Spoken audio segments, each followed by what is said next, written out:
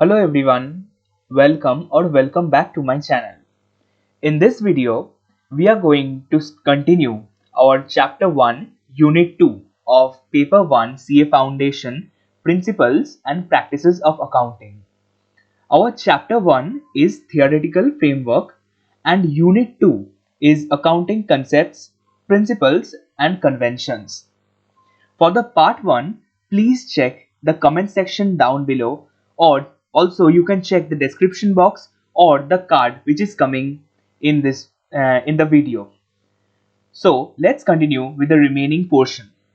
Today we are going to start with the topic the fundamental concepts of accounting.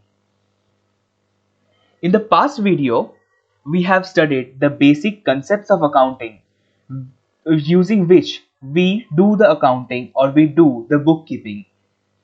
पिछले video में हम लोग practice किए थे या फिर रिवाइज किए थे जो अकाउंटिंग कंसेप्ट्स है, जो अकाउंटिंग कंसेप्ट्स को हम लोग यूज करते हैं बुक कीपिंग के लिए और अकाउंटिंग करने के लिए पिछले वीडियो में वो सब रिवाइज कर चुके थे।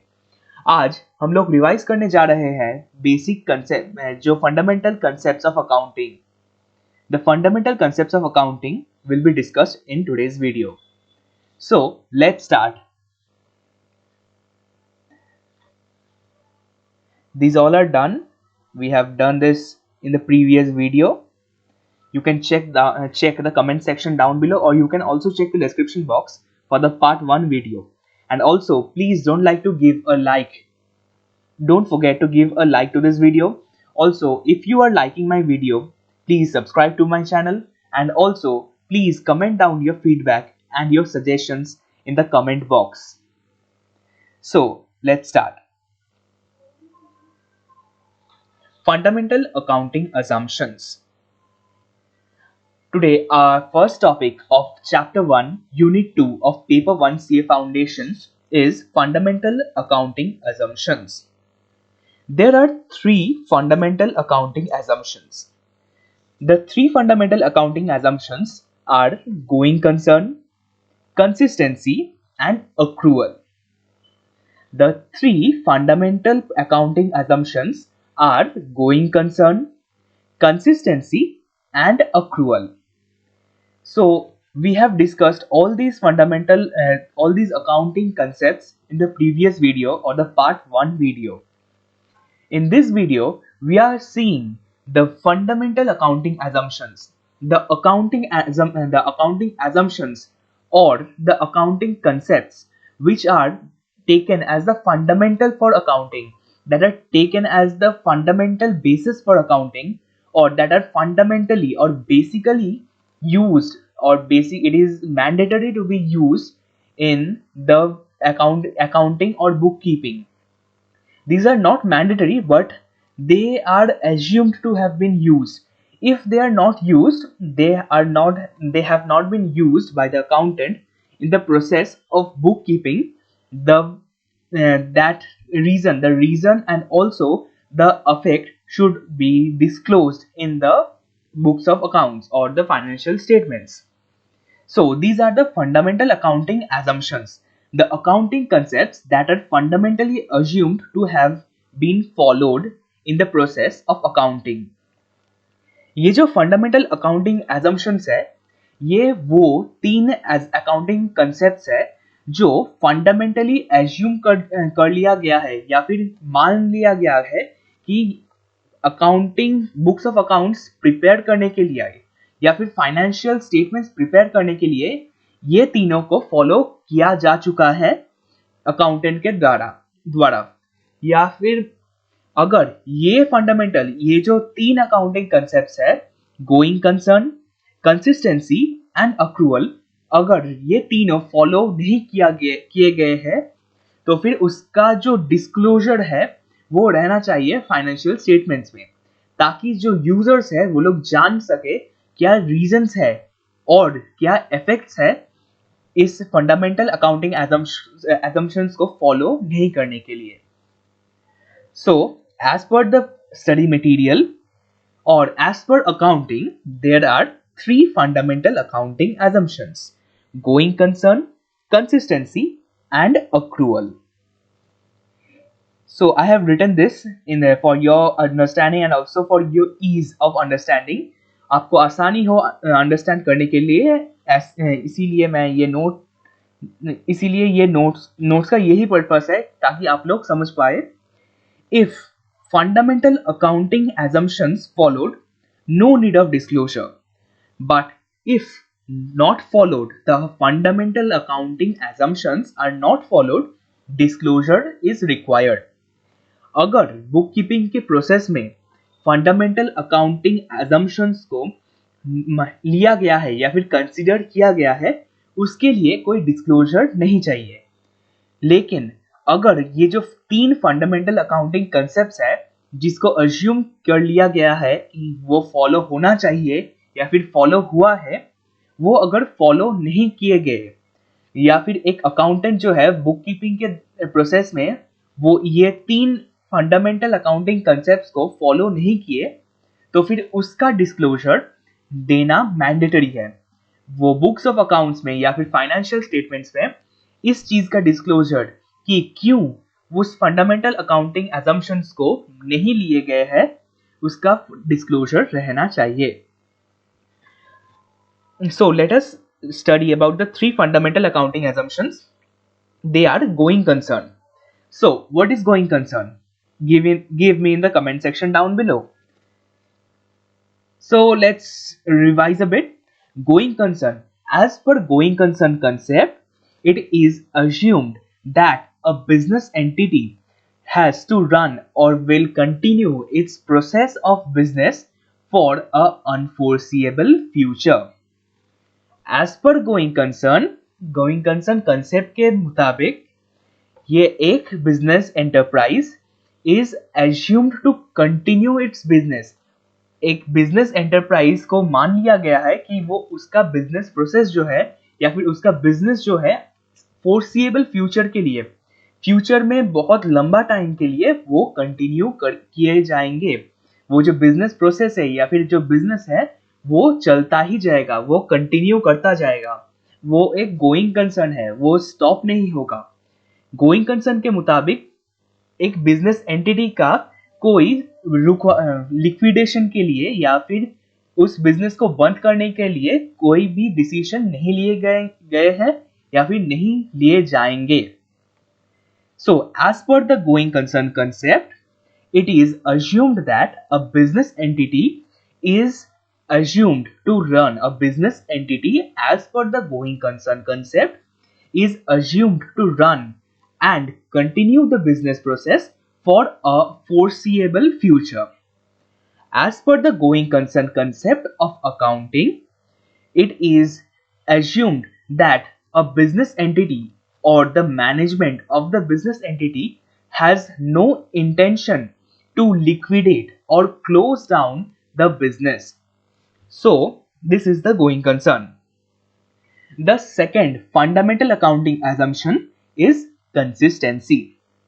As per consistency concept of accounting, the accounting concepts that are followed in one financial year is assumed to be followed in the upcoming financial years, or an accounting concept that is being followed in the process of bookkeeping is assumed to be followed for a continuous period or for the upcoming financial years.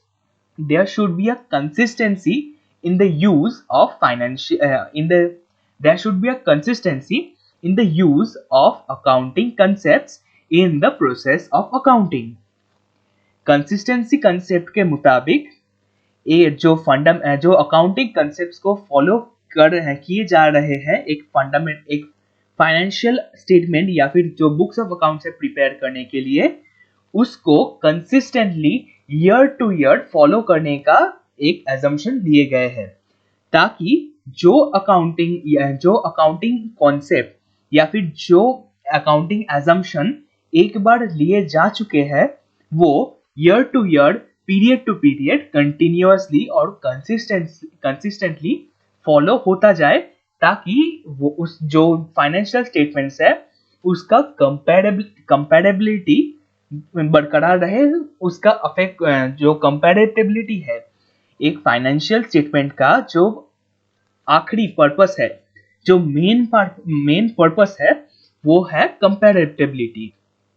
अगर consistency नहीं रहेगा तो financial statement जो है वो comparable नहीं रहेंगे। इसीलिए according to consistency concept of accounting, it is assumed that the accounting concepts that are followed in the preparation of financial statements in a financial year is assumed to be followed in the upcoming periods and upcoming financial years, so that the financial statements can be comparable and the management and the other users of the financial statements can use the financial statements to compare between two businesses or especially between two financial years to analyze the performance of the business. Consistency concept का जो main purpose है वो है financial statements को use करके एक business का performance growth या फिर परफॉर्मेंस को मेजर करना। इसीलिए कंसिस्टेंसी कंसेप्ट बहुत जरूरी है और फंडामेंटल अकाउंटिंग एजम्पशन में लिए गए हैं।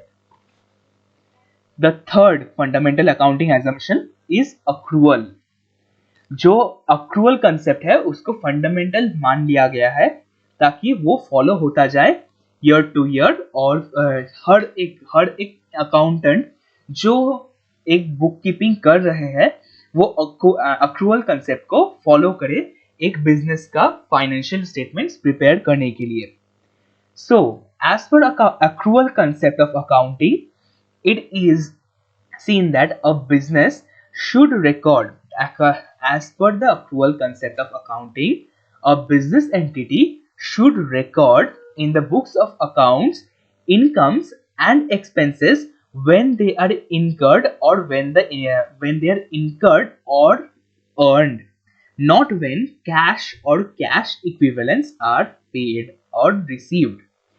According to accrual concept, the business entity should record in the financial statements its incomes and expenses when they are incurred or earned, and not when cash or cash equivalents are paid or received. As per accrual concept of accounting के मुताबिक एक business entity को उसका incomes और expenses अपने books of accounts में record करना चाहिए जब इनकम्स को अर्न किए गए और जब एक्सपेंसेस को इनकर किए गए, ना कि जब वो कैश पेमेंट या फिर कैश रिसीव कर रहे हैं, है ना। इसीलिए अकॉर्डिंग टू अक्रूअल कंसेप्ट, जब इनकम और एक्सपेंसेस, इनकम्स अर्न किए जा रहे हैं और एक्सपेंसेस को इनकर किए जा रहे हैं, तभी रिकॉर्ड करना चाहिए, ना कि जब इनकम्स के लिए कैश आ रहा है और एक्सपेंसेस के लिए कैश जा रहा है।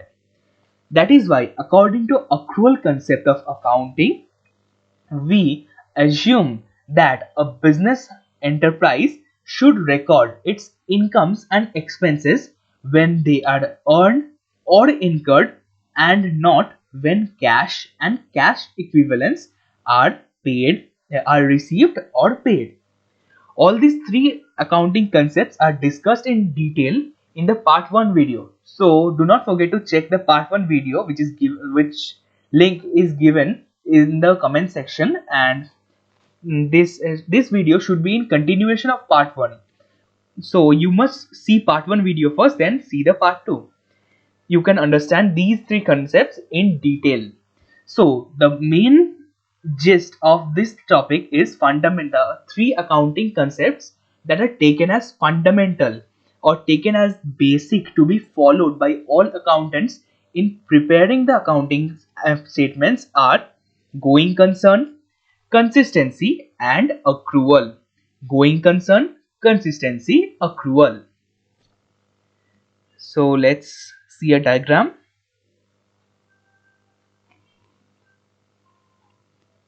Please consider this diagram. Fundamental accounting assumptions, going concern,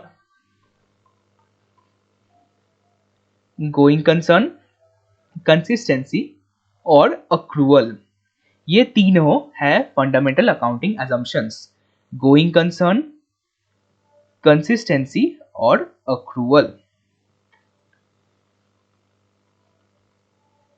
going concern, consistency और अक्रूवल। GCA, GCA मतलब fundamental accounting assumptions। GCA fundamental accounting assumptions क्या है? GCA going concern, consistency, accrual.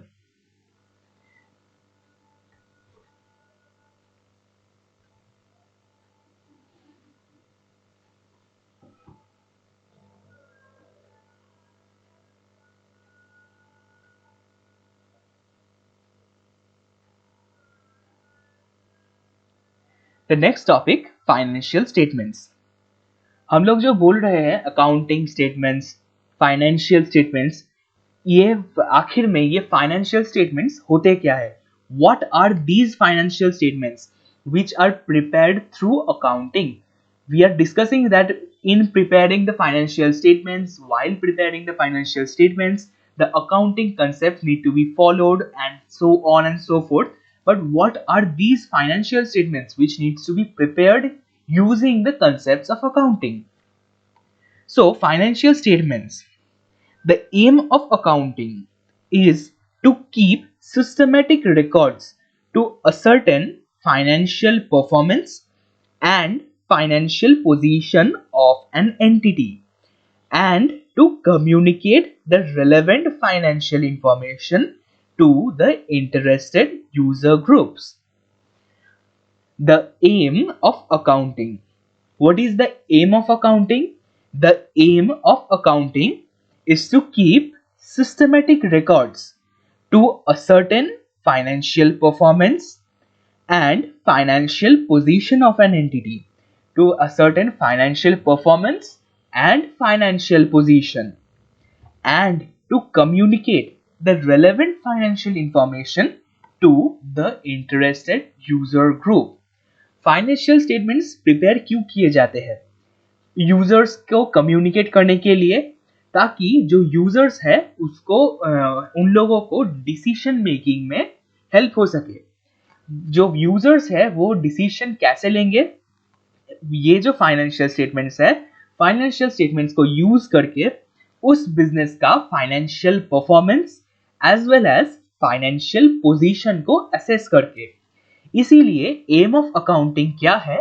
M of accounting है एक business का financial performance और financial position जो है उसको असर्टेन करना, उसको ढूंढ के निकालना, एक बिजनेस का फाइनेंशियल परफॉर्मेंस और फाइनेंशियल पोजीशन क्या है, और उस फाइनेंशियल स्टेटमेंट्स को या फिर financial performance and financial position को यूजर्स तक कम्युनिकेट करना, यूजर्स को ताकि यूजर्स पता लगा सके कि जो बिजनेस का वो जो बिजनेस है जो जिसमें वो इंटरेस्टेड है उसका financial performance and financial position कैसा है, ताकि उसके मुताबिक और उसके अकॉर्डिंग वो डिसीजन, प्रॉपर डिसीजन ले सके। The financial statements are basic means. The financial statements are basic means through which the management of an entity makes public communication of the financial information along with selected quantitative details. Let's repeat it. The financial statements are a basic means. The financial statements are a basic means. The financial statements are a basic means through which the management of an entity makes public communication of the financial information along with selected quantitative details. जो financial statements है वो एक basic means of communication है जिसके जरिए management या फिर जो अकाउंटेंट है, यूजर्स ऑफ फाइनेंशियल स्टेटमेंट्स को ये इंफॉर्म कर सके जो उस बिजनेस का फाइनेंशियल परफॉर्मेंस एंड फाइनेंशियल ताकि सब फाइनेंशियल इंफॉर्मेशन जिसके मुताबिक और जिसके जिसके जिसके ऊपर निर्भर करके फाइनेंशियल परफॉर्मेंस और फाइनेंशियल पोजीशन को फाइंड किए जाते हैं, उस फाइनेंशियल इंफॉर्मेशन को कम्युनिकेट किया जा सके जो यूजर्स ऑफ अकाउंटिंग है।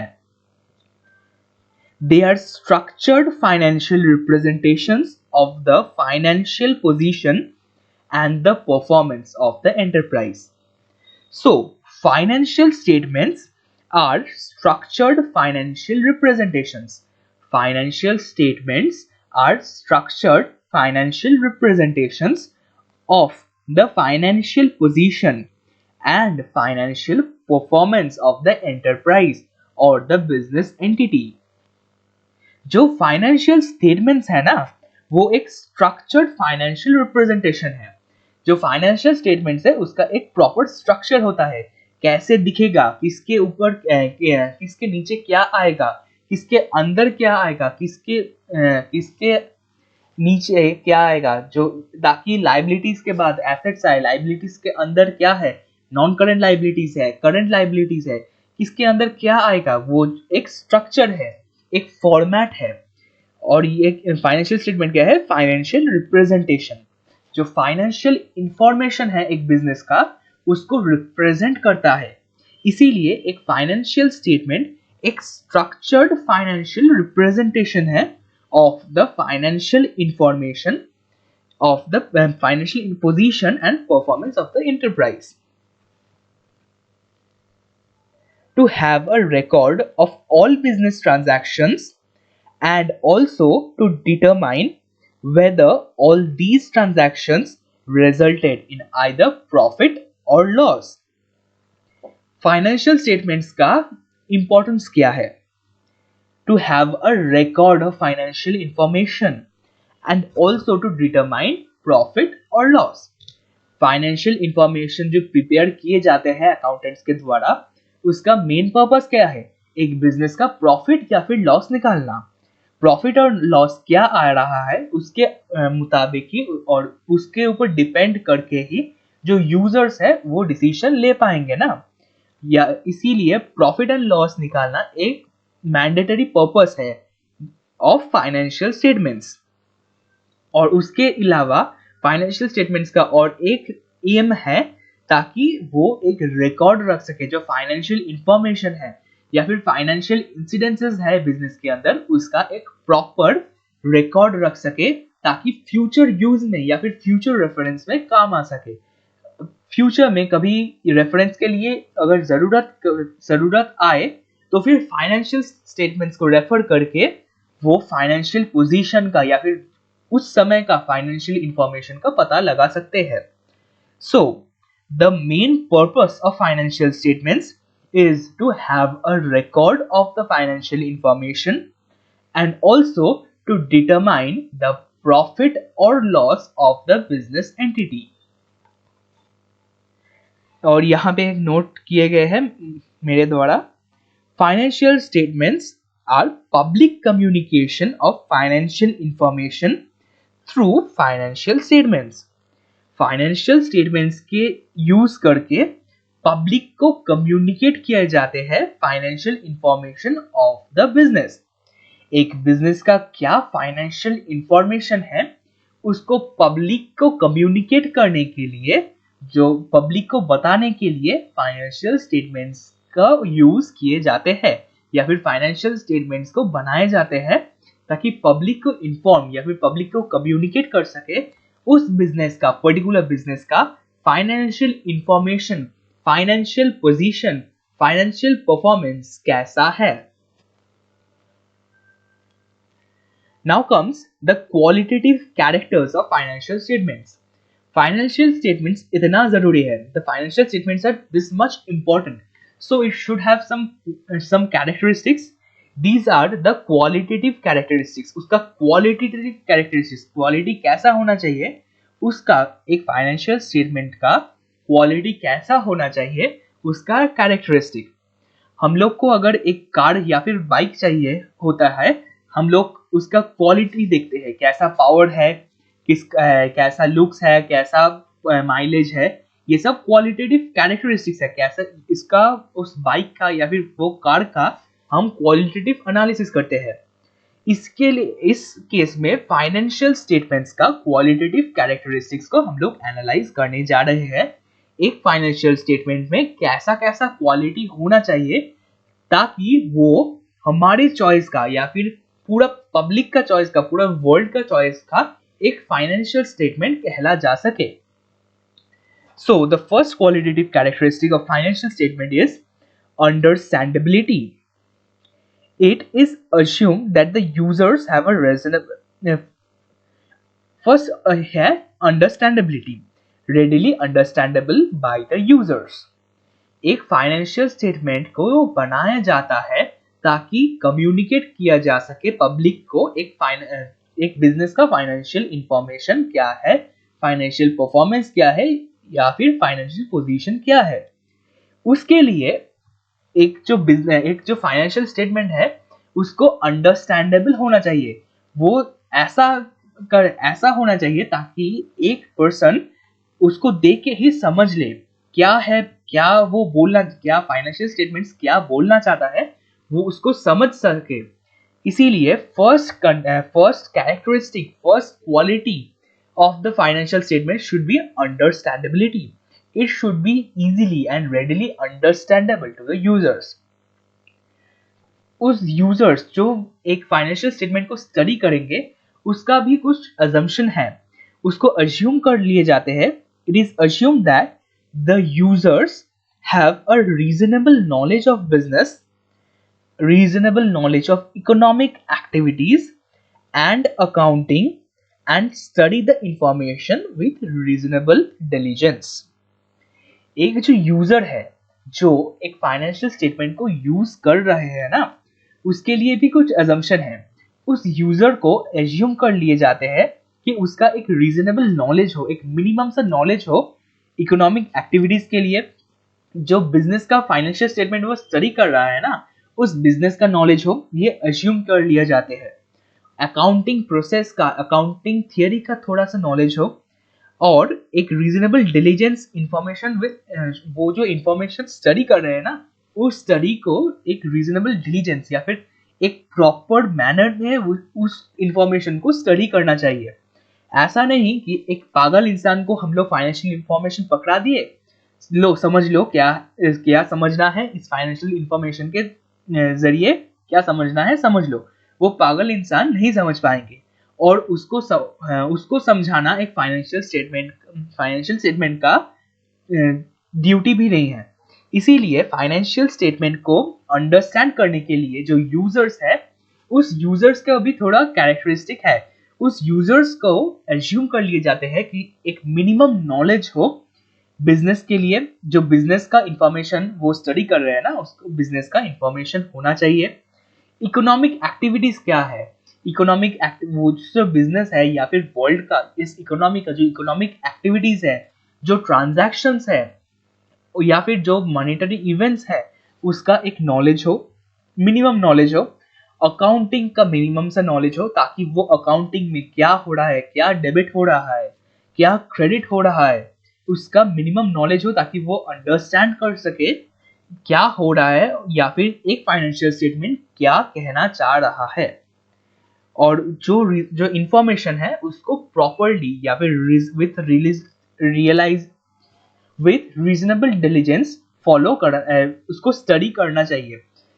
ऐसा नहीं है कि एक यूजर को फाइनेंशियल इंफॉर्मेशन पकड़ा दिए, वो जो फाइनेंशियल स्टेटमेंट है उसको जस्ट रीड कर गए, ऐसा नहीं है। उसको प्रॉपरली विथ रीजनेबल डिलीजेंस उसको स्टडी करना चाहिए। वो जो फाइनेंशियल इंफॉर्मेशन है उसको प्रॉपरली समझना चाहिए।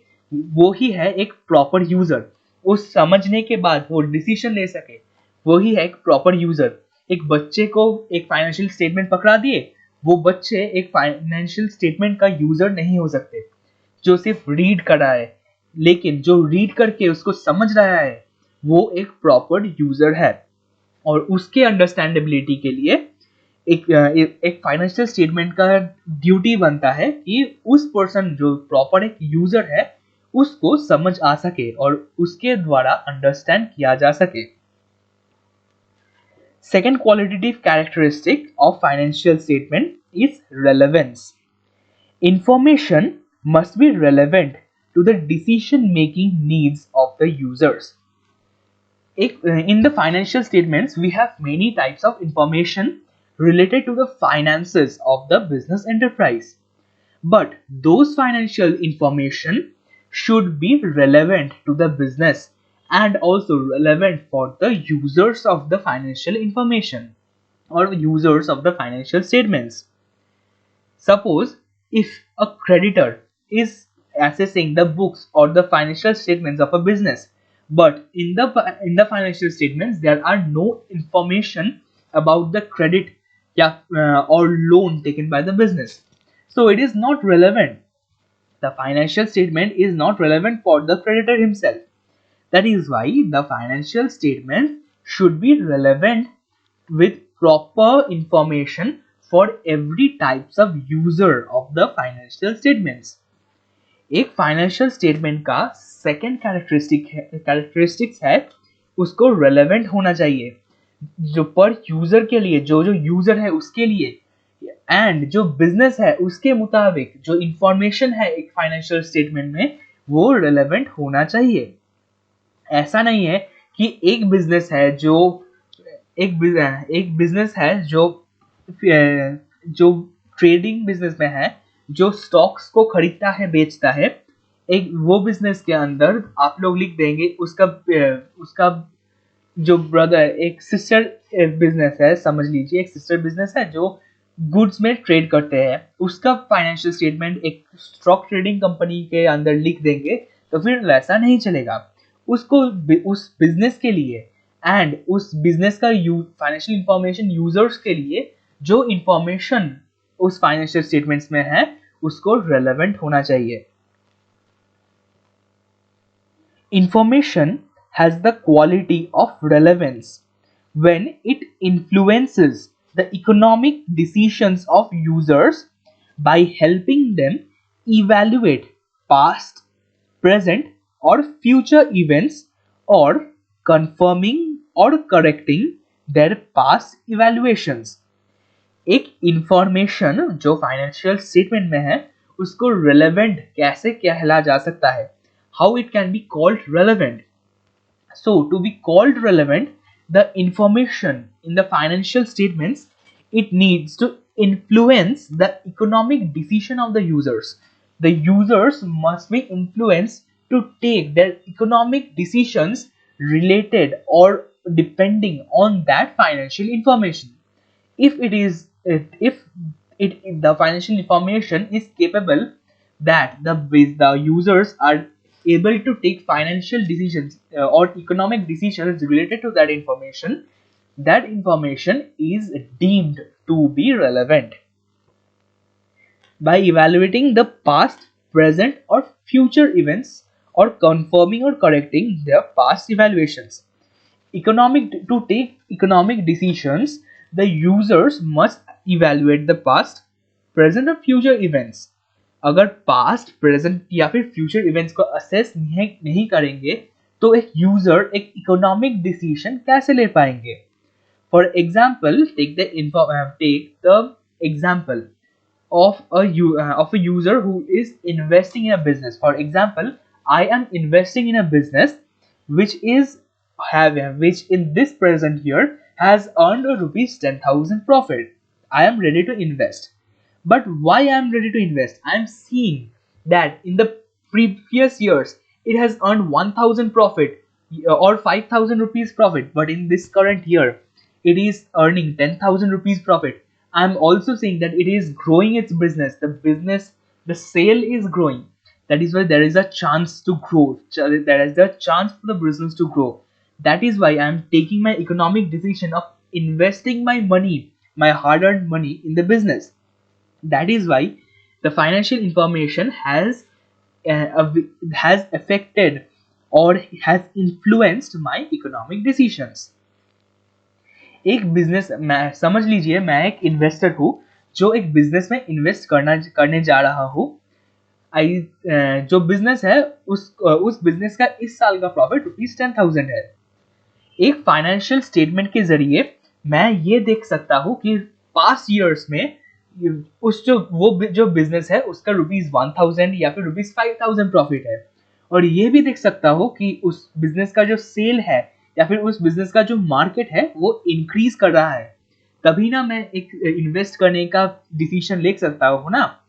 तो इसीलिए जब मैं information in the financial statements के जरिए, और या फिर जो इंफॉर्मेशन फाइनेंशियल स्टेटमेंट में है उसको यूज करके मैं मेरा इकोनॉमिक डिसीजन इन्वेस्ट करने के लिए, जो इन्वेस्ट कर रहा हूँ वो एक इकोनॉमिक डिसीजन है, उसको जब मैं ले पा रहा हूँ, इसको इन्फ्लुएंस करने का पावर या फिर क्वालिटी जिस इंफॉर्मेशन में है वो इंफॉर्मेशन रिलेवेंट कहला जाएंगे। The third qualitative characteristic of financial statements is reliability. To be useful, information must also be reliable. जो फाइनेंशियल स्टेटमेंट का जो इंफॉर्मेशन है वो रिलायबल भी होना चाहिए, वो भरोसे करने का योग्य भी होना चाहिए। वो जो इंफॉर्मेशन है वो भरोसा करने का केपेबल होना चाहिए, उसके ऊपर एक यूजर भरोसा कर सके, वो ऐसा होना चाहिए। दैट इज वाई जो the information in the financial statements should be reliable. The users must rely on the financial information. Users must rely positively on the financial information. That in that point only, the financial information in the financial statements should be useful and also should possess the quality of being entered in the financial statements. The information has the quality of reliability when it is free from material error and bias and can be depended upon by users to represent faithfully that which it either purports to represent or could reasonably be expected to represent. And information has a quality. एक information जो है उसको reliable कब कब कहला जाएंगे, उसके अंदर कुछ क्वालिटी तो होना चाहिए। क्या क्वालिटी है? The information should be free from material error.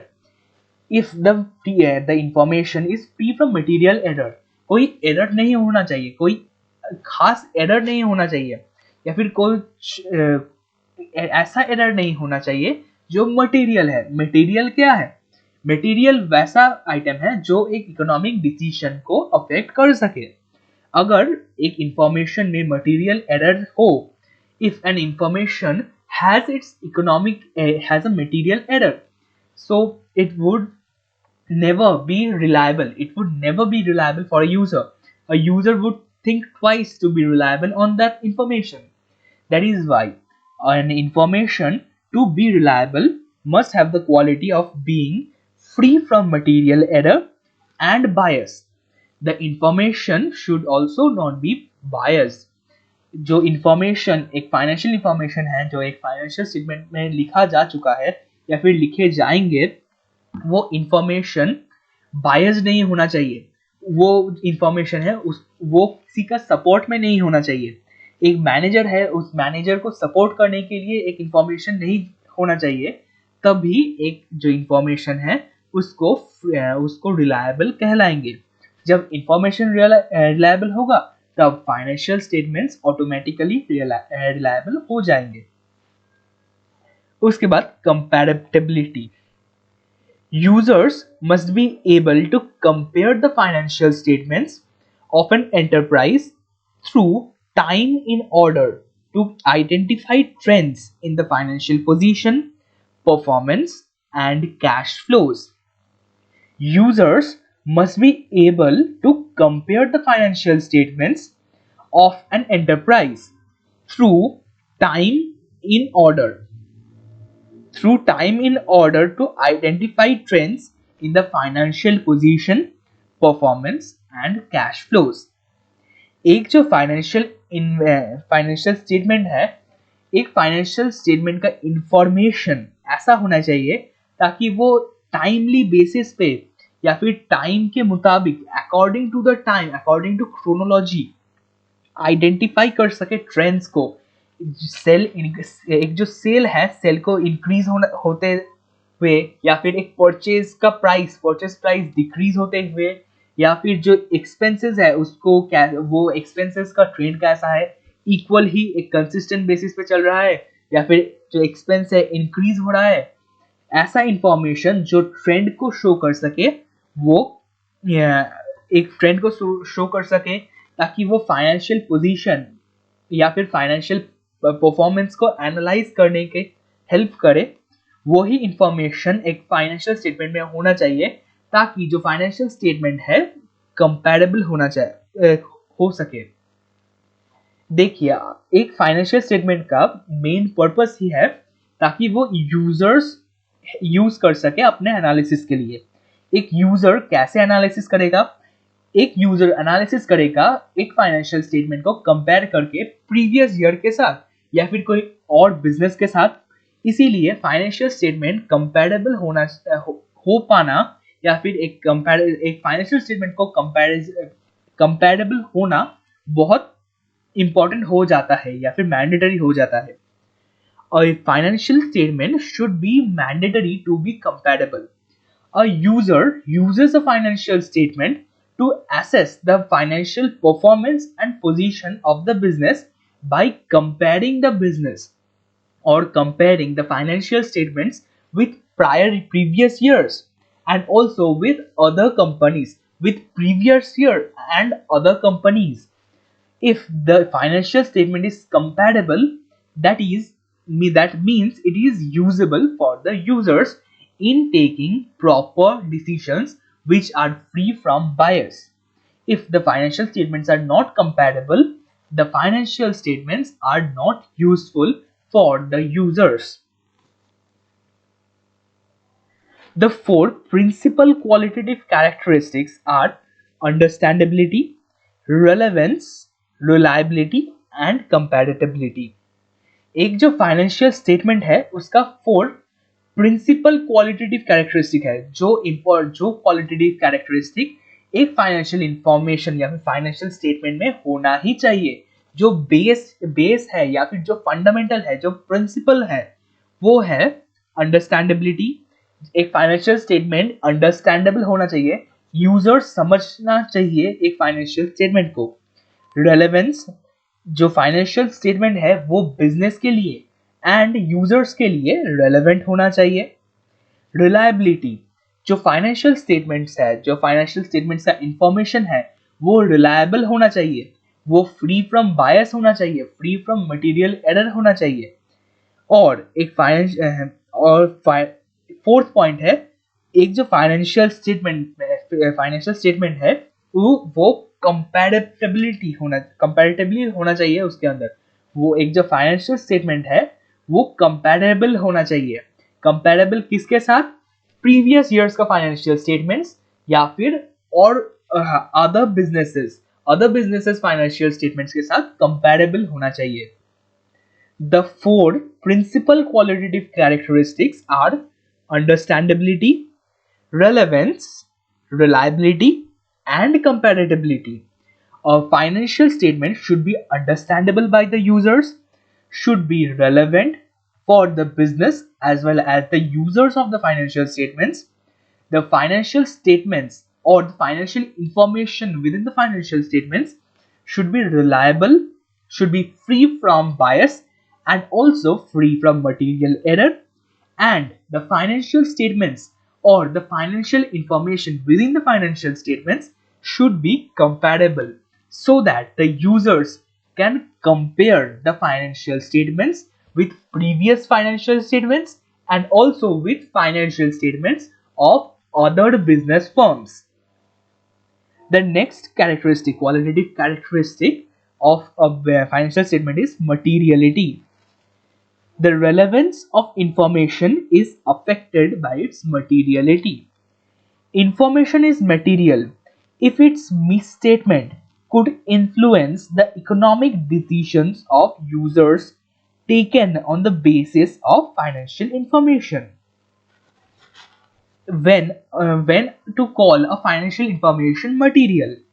A financial information is called material when the information can economically affect, when its misstatement can economically influence or influence the economic decisions of the users. The misstatement of which information can influence the economic decisions of the users taken on the basis of that financial information is called material. The financial statements should be material. That is why materiality is a important characteristic. The financial statements should be in such a manner that it can affect or it can influence the economic decisions of the users. एक financial statement जो है, एक financial information कब material कहला जाएंगे? एक financial information तभी material होंगे जब उसका मिसस्टेटमेंट या फिर उसका गलत होना इन्फ्लुएंस कर जाएंगे एक यूजर का इकोनॉमिक डिसीजन को। एक यूजर का इकोनॉमिक डिसीजन को जब इन्फ्लुएंस करने का पावर एक फाइनेंशियल इंफॉर्मेशन रखता है, तभी वो मटेरियल हो जाता है। इसीलिए एक फाइनेंशियल स्टेटमेंट को मटेरियल होना जरूरी है। एक फाइनेंशियल स्टेटमेंट को मटेरियल होना जरूरी है, ऐसे कि एक फाइनेंशियल स्टेटमेंट एक उसका यूजर का इकोनॉमिक डिसीजन जो है उसको इन्फ्लुएंस कर पाए, उसको अफेक्ट कर पाए। इसीलिए फाइनेंशियल स्टेटमेंट्स को मटेरियल या फिर मटेरियलिटी होना चाहिए। ये भी एक क्वालिटेटिव कैरेक्टरिस्टिक है। एक फाइनेंशियल स्टेटमेंट को मटेरियल या फिर मटेरियल होना चाहिए या फिर मटेरियलिटी फॉलो करना चाहिए। उसके बाद आता है faithful representation.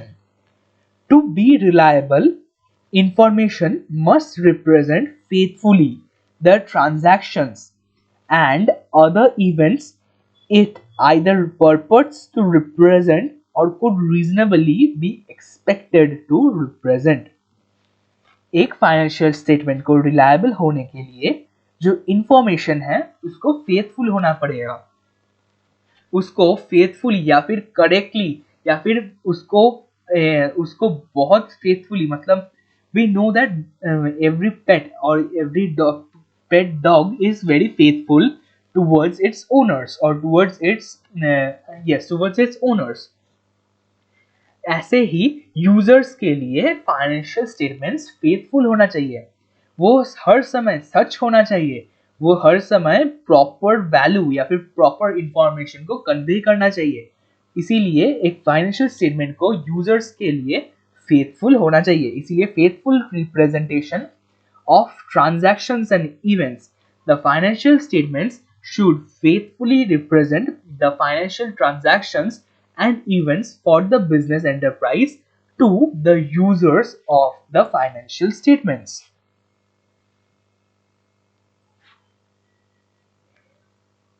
Most financial information is subject to some risk of being less than a faithful representation of that which it purports to portray. This is not due to bias, but rather to inherent difficulties either in identifying the transactions and other events to be measured or in devising and applying measurement and presentation techniques that can convey measurements that correspond with those transactions and events। एक जो financial statement है या फिर financial information है उसको बनाने के लिए कुछ इनहेरेंट डिफिकल्टी होता है जो एक फाइनेंशियल स्टेटमेंट का एक फेथफुल होने को अफेक्ट करता है। वो इनहेरेंट डिफिकल्टी कैसा होता है?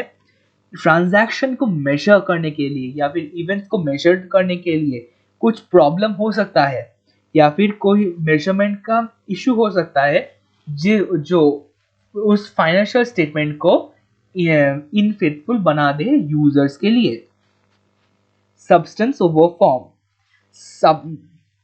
So, if information is to represent faithfully the transactions and other events that it purports to represent, it is necessary that they are accounted for and presented in accordance with their substance an economic reality and not merely their legal form. जो substance है, एक information का जो substance है, जो जो एक value है, वो लीगल फॉर्म से ऊपर है. एक फाइनेंशियल इंफॉर्मेशन को जो वैल्यू है या फिर जो असल मीनिंग है, वो लीगल फॉर्म से ज्यादा है. The substance of transactions or other events is not always consistent with that which is apparent for their legal or contrived form. The substance of transactions or other events is not always consistent with that which is apparent from their legal or contrived form. Neutrality. To be reliable, the information contained in the financial statements must be neutral, that is, free from bias. एक जो financial information है, जो financial statement में है, वो किसी के लिए बायस नहीं होना चाहिए, किसी के सपोर्ट में नहीं होना चाहिए. एक फाइनेंशियल इंफॉर्मेशन जो सपोर्ट कर रहा है या फिर एक मैनेजर का गलती छुपा रहा है, उसको हम न्यूट्रल नहीं करेंगे. वो मैनेजर की तरफ पोलराइज्ड है, इसीलिए न्यूट्रल नहीं है. इसीलिए हम लोग कहते हैं कि फाइनेंशियल स्टेटमेंट्स को न्यूट्रल होना चाहिए. सभी का जो इफेक्ट है या फिर सभी का जो वर्क है या फिर परफॉर्मेंस है, उसको प्रॉपरली शो करना चाहिए. That is why a financial statement should neutrally show the performance of the business entity. For example, a financial information in the financial statement is covering or is covering the mistake, or it is hiding the mistake of a manager of due to which an expense is occurred or a huge expense is incurred by the firm or by the business enterprise. In that case, the financial information or the entire financial statement becomes polarized towards the manager of that business. But that should not be the case. The financial statements should be neutral, should neutrally show the performance and position of the business, and also should neutrally show the performance of the managers or the user or the internal functioning persons of the business enterprise or the company or the firm. Prudence. The next qualitative characteristic of financial statements is prudence. What does prudence mean? We have learned this as a concept of accounting. According to prudence concept, disclose all possible losses or expenses. Any possible gains or profits need not be disclosed. Assets or incomes not overstated. Liabilities or expenses not understated. Prudence. As per prudence, we should disclose all the possible losses or possible expenses in the financial statements. But we should not disclose or we should not show in the financial statements any possible gains or any possible profits unless they occur, unless they are earned. Prudent statement also says that assets or incomes should not be overstated. The assets or incomes of the business should not be overstated or should not be shown above the limit or above the actual amount. The liabilities or expenses should not be understated. The liabilities or expenses should not be shown below the actual limit or should not be shown below the actual amount. That is why the prudence concept is followed. Prudence is the inclusion of a degree of caution in the exercise of the judgments needed in making the estimates required under conditions of uncertainty, such that assets or incomes are not overstated and liabilities or expenses are not understated. तो इन जो next जो next qualitative characteristic है एक financial statement का, वो है prudence. Prudence एक accounting concept भी है। प्रूडेंस क्या कहता है? एक एक बिजनेस एंटरप्राइज का जो भी पॉसिबल लॉस है या फिर पॉसिबल एक्सपेंसेस है, उसको फाइनेंशियल स्टेटमेंट्स में डिस्क्लोज करना ही चाहिए, उसको डिस्क्लोज करना मैंडेटरी है। लेकिन एनी पॉसिबल गेन्स या फिर एनी पॉसिबल प्रॉफिट्स, उसको एक फाइनेंशियल स्टेटमेंट में तब तक शो नहीं करना चाहिए जब तक वो इनकम या फिर प्रॉफिट अर्न हो ना जाए। इसका क्या रीजन है? प्रूडेंस का रीजन क्या है? ताकि एसेट्स या फिर एक्सपेंसेस को ओवरस्टेट नहीं, एसेट्स या फिर इनकम्स को ओवरस्टेट नहीं किया जाए। एक एसेट जो है या फिर इनकम जो है, जो एक्चुअल है उससे ज्यादा नहीं होना चाहिए, इसीलिए प्रूडेंस फॉलो किया जाता है। या फिर एक जो एक्सपेंस है या फिर जो लॉस है, उसको जो लाइबिलिटीज है या फिर एक्सपेंसेस है, उसको जो एक्चुअल लिमिट है उससे कम नहीं हो सके, इसीलिए प्रूडेंस को फॉलो किया जाता है। इसीलिए इस स्टडी मटेरियल में जो लिखा हुआ है, prudence is the inclusion of a degree of caution in the exercise of the judgments needed in making the estimates required under conditions of uncertainty, such that assets or income are not overstated and liabilities or expenses are not understated. Liabilities या फिर expenses को understate नहीं करना चाहिए and assets या फिर incomes को overstate नहीं करना चाहिए। जब ये ओवरस्टेट या फिर अंडरस्टेट हो जाए, तब जो फाइनेंशियल स्टेटमेंट है उसका जो यूजेबिलिटी है वो घट जाएगा या फिर खत्म हो जाएगा। इसीलिए प्रूडेंस एक इंपॉर्टेंट क्वालिटेटिव कैरेक्टरिस्टिक है फाइनेंशियल स्टेटमेंट्स का।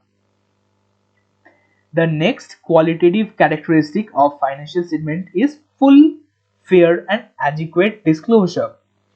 The financial statements must disclose all the reliable and relevant information about the business entity. एक फाइनेंशियल स्टेटमेंट जो है वो एक बिजनेस एंटिटी का प्रॉपर डिस्क्लोजर देना चाहिए। उसका क्या इंफॉर्मेशन है, जो रेलेवेंट इंफॉर्मेशन है, फाइनेंशियल इंफॉर्मेशन है, उसको प्रॉपरली एंड रिलायबली डिस्क्लोज करना चाहिए, which in turn help them to take reasonable and rational decision. एक फाइनेंशियल स्टेटमेंट का अल्टीमेट गोल ही ये रहता है ताकि यूजर्स जो है वो रैशनल डिसीजन या फिर रीजनेबल डिसीजन ले सके। इसीलिए जो फाइनेंशियल इंफॉर्मेशन है एक फाइनेंशियल स्टेटमेंट में, वो एकदम रिलेवेंट होना चाहिए, एकदम पॉइंट वाइज होना चाहिए एंड प्रॉपर डिस्क्लोजर होना चाहिए। कुछ भी चीज छुपाना नहीं चाहिए, कि कुछ भी फाइनेंशियल इंफॉर्मेशन छुपा हुआ नहीं रहना चाहिए। इसीलिए full fair and adequate representation या फिर disclosure of financial information in the financial statements. Next is completeness. To be reliable, the information in the financial statements must be complete within the bounds of materiality and cost. That is, the completeness means there should be no omission of financial information from the financial statements. All the financial information which is occurring within the business within a particular accounting period of which the financial statement is being made any financial information should not be omitted. That is why the financial statements should be complete. To be reliable, the information in financial statements must be complete within the bounds of materiality and cost. That is why completeness.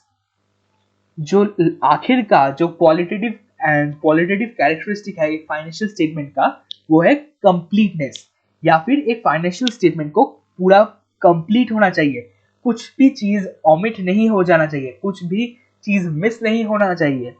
इसीलिए to be reliable the information in the financial statements must be complete within the bounds of materiality and cost. पूरा material होना चाहिए, सब कुछ आना चाहिए, सब कुछ फाइनेंशियल इंफॉर्मेशन जो एक पर्टिकुलर ईयर में, अकाउंटिंग ईयर में हो रहा है, सब फाइनेंशियल इंफॉर्मेशन एक फाइनेंशियल स्टेटमेंट में आना चाहिए, इंक्लूडेड होना चाहिए, ताकि कुछ भी मिस ना हो, कुछ भी ओमिट ना हो, ताकि सब इंफॉर्मेशन यूजर्स को दिखा जा सके और उस यूजर्स लोग पूरा इंफॉर्मेशन देख के अपना डिसीजन, अपना रैशनल डिसीजन ले सके। So here comes the end of chapter 1, theoretical framework, unit 2. So let us see this document.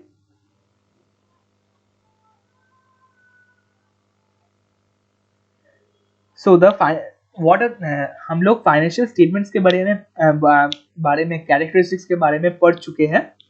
Financial statements किस किस को फाइनेंशियल स्टेटमेंट क्या कहला जा सके, या फिर फाइनेंशियल स्टेटमेंट्स क्या है। फाइनेंशियल स्टेटमेंट है एक बिजनेस का profit and loss statement, profit and loss account जो है, जो बैलेंस शीट है, एंड कैश फ्लो स्टेटमेंट जो है, एक कैश फ्लो स्टेटमेंट भी बनाया जाता है, जो एक बिजनेस का एक ईयर में कैश जो इनफ्लो हो रहा है, जो कैश जो आ रहा है, या फिर कैश जो जा रहा है, cash inflows and cash outflows का एक स्टेटमेंट बनाया जाता है वो। That is why financial statements consist of profit and loss account, या फिर statement of profit and loss for companies, balance sheet, cash flow statement. ये तीनों मेनली एक बिजनेस का फाइनेंशियल स्टेटमेंट बनाता है। इस तीनों को एक बिजनेस का फाइनेंशियल स्टेटमेंट कहला जाता है। So thank you for watching till here. This is the end of unit 2. If you have liked this video, give this video a like.